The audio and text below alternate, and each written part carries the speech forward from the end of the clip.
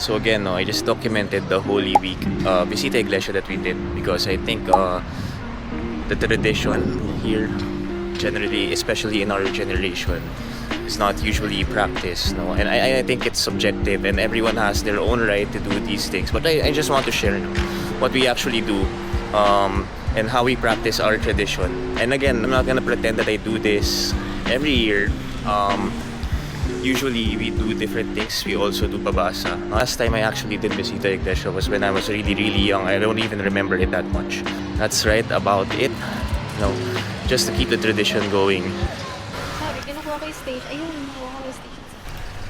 Going to our first church for today. For you, O Christ, and we praise you.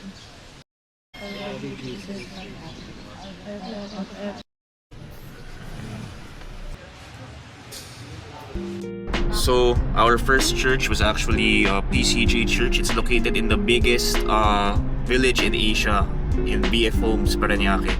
I remember I used to serve parang ano yun? Yung community service. Yeah, I remember I did community service there for kids. Parang nag-ano kami, school activity nun. Tapos tinuturuan namin yung mga bata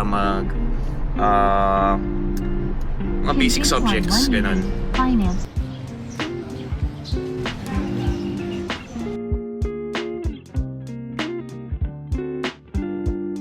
Doon kami nag-church nung kids kami actually, St. Jerome. After nun, mag-mall kami. Tapos, diretso town, di ba? Fun fact about St. Jerome Church, si St. Jerome pala, parang he dedicated his life to help the orphans. So, yun.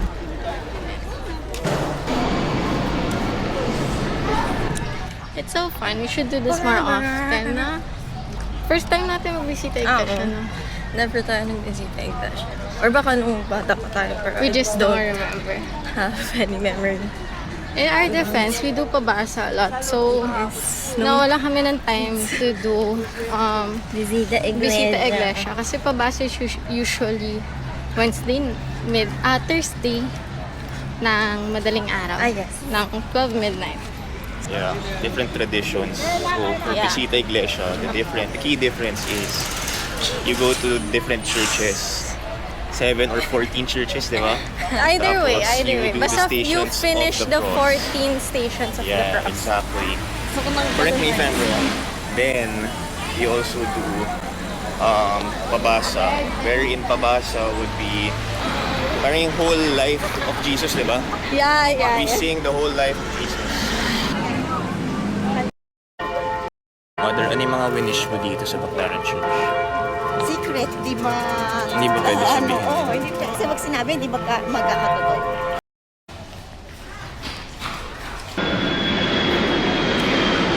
Malati Church was first built in 1588 and was actually dedicated to Nuestra Señora de los Remedios.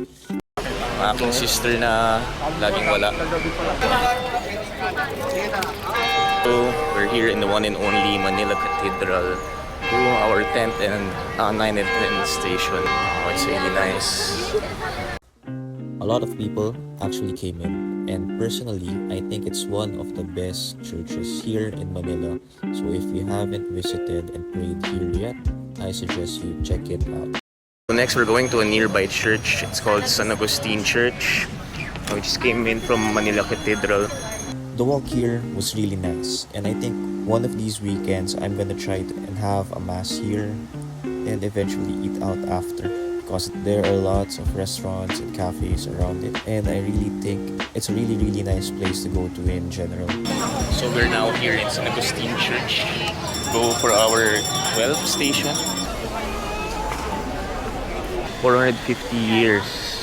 This church has been here for 450 years. Tama ba?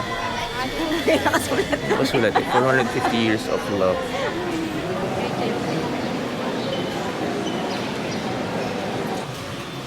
$450, ano nga? Kasi it's 1587. St. Jude sa may Malacanang. So, before pala, when I was young, pupunta kami doon. Doon kami nag-church. Every Thursday. Ang ano nun, every Thursday. Every Thursday?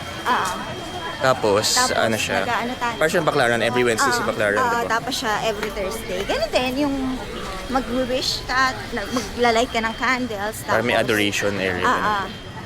Tapos, yun nga. Tapos after natin, kasi gusto mo ng puto, tsaka kutsinta, favorite mo. Tsaka fish cracker. Ito tayo bumibili nun. Hindi ko matandaan, grabe. Pero makikita natin mamaya when we get there. Yeah. Kumakain kami dyan.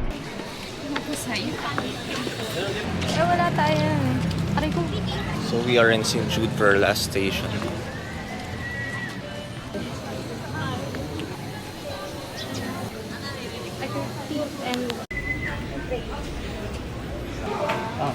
Ano, mami? That's the last church for today.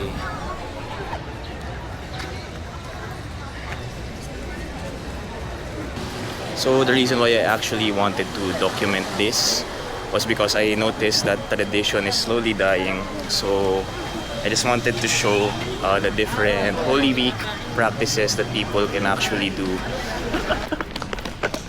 Hello!